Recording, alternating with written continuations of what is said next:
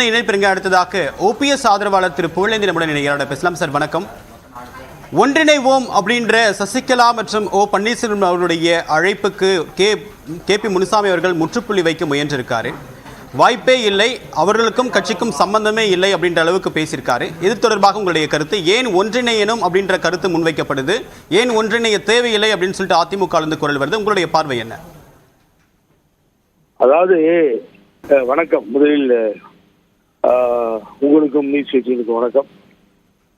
என்னன்னு கேட்டீங்கன்னா, இது தவறான பதிலை கொடுக்கிறார் முனுசாமி.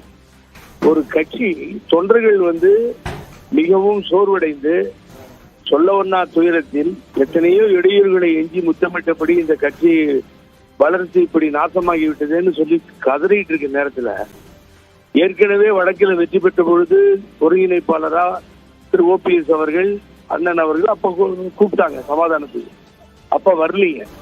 அதுக்கு பின்னாடி பாத்தீங்கன்னா இப்ப மறுபடியும் இவ்வளவு பெரிய தோல்வி. அதாவது அவரும் சேர்த்து தோத்துட்டார் அப்படிங்கிறது எனக்கு மாற்று கருத்து இல்லை. அவரும் ராமநாதபுரத்துல தோத்துட்டாங்க.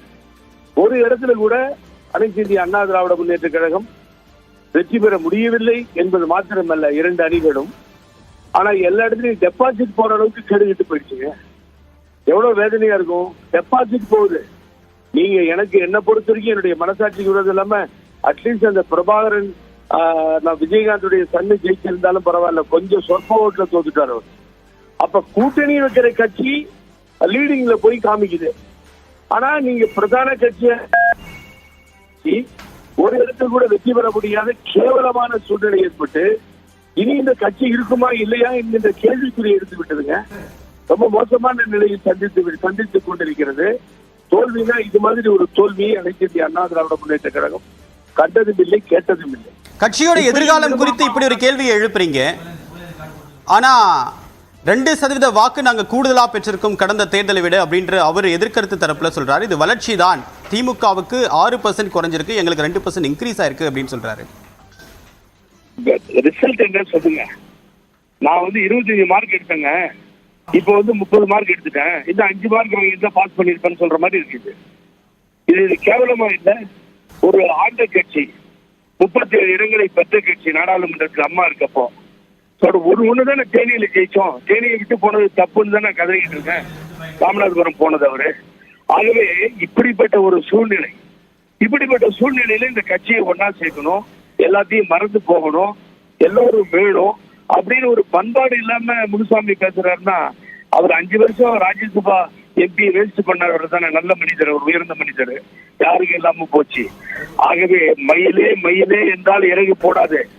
இதை எப்படி இறகு போட வைக்க வேண்டும் என்று எங்களுக்கு தெரியும். நான் கவலையே பட மாட்டேன். புது பாதை வகுத்திருக்கிறோம், என்ன செய்யணும்னு தெரியும். இதே முனுசாமி இல்ல, பழனிசாமி இல்ல, இவங்களே வெளியில போனா நல்லா இருக்கும். போகின்ற சூழ்நிலை ஏற்பட்டுவிடும். தொண்டர்கள் கொதித்திருக்கிறார்கள். ஆகவே முனுசாமி பேச்சையெல்லாம் யாரும் கேட்க மாட்டாங்க. மக்களும் தொண்டர்களும் நியூஸ் 18 நான் பதிவு பண்றேன், எல்லோரும் விருப்பமும் ஒன்றாக இணைய வேண்டும். சரி, உங்களுடைய பிரதிபலிப்பு ஓபிஎஸ் கருத்தாக, அண்ணன் ஓபிஎஸ் கருத்தாக இருக்கிறது. அதுதான் எல்லோரும் முடிவாகவும் ஒதுக்கிறது. ஒன்றிணைப்போம் என்றதானே ஒன்றிணைப்போம் அப்படின்னு ஒரு நம்பிக்கையோட சொல்றீங்க. உங்களுடைய கருத்துக்களுக்கு மிக்க நன்றி திரு புகழேந்தி. அடுத்ததாக